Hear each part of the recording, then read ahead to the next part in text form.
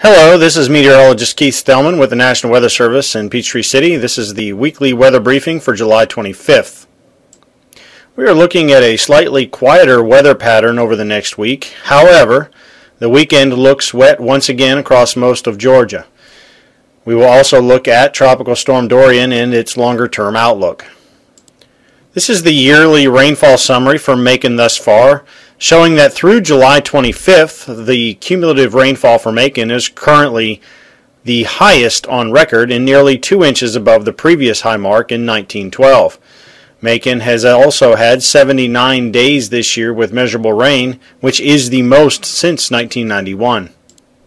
This is the yearly rainfall summary for Atlanta thus far, showing that through July 25th, the cumulative rainfall for Atlanta is currently the 4th highest on record and only about 3 inches behind first place in 1912.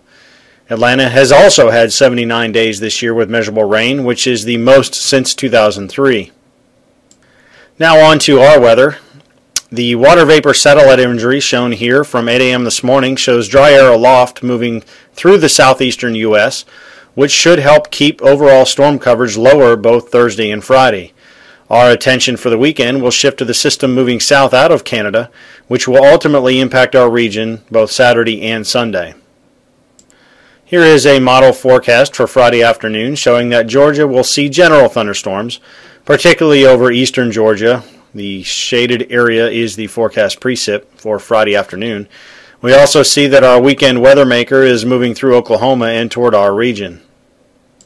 By Saturday afternoon, we should start to see the storms become more widespread across the region as moisture increases ahead of the approaching upper low, which by then should be located over Mississippi or Alabama. Here are the current forecast rain chances for Saturday, showing the north and western portion of Georgia, the green shaded area, has the best chance for rain on Saturday with over 60% chance. The remainder of Georgia in yellow is generally 40 to 50% chance of rain for Saturday. Sunday has the greatest chance to be a washout, according to this model, as the upper low moves through the region. Some discrepancies do exist with the timing of that upper low. However, these discrepancies in the timing mean that the heavier rain and thunderstorms could come in as early as Saturday or hold off until Sunday. The model shown here indicates that Sunday has the higher chances. Here is the 8 a.m. Thursday official rainfall forecast for our area through Tuesday. Although we are not expecting a widespread significant rainfall, some areas could see localized amounts of 2 to 3 inches, particularly over the weekend, which may cause localized flash flooding. Generally speaking, however, we are expecting anywhere from ½ an inch up to 1½ inches through the next 5 days. The latest information on Tropical Storm Dorian indicates that it should remain on a general westward track through 5 days, and it's too far out to tell if it will have an impact on the U.S. For the latest information, please visit the National Hurricane Center.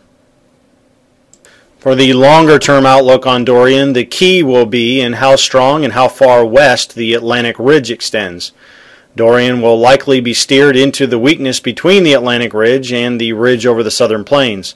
Models disagree, however, this far out on the strength and the position of that ridge. In summary, we're looking at a more normal weather pattern over the next week. The exception will be this weekend, which looks wet again, with a general ½ an inch to 1½ inches of new rainfall and potentially localized 2 to 3 inches. Next week, all eyes will turn to what Dorian does.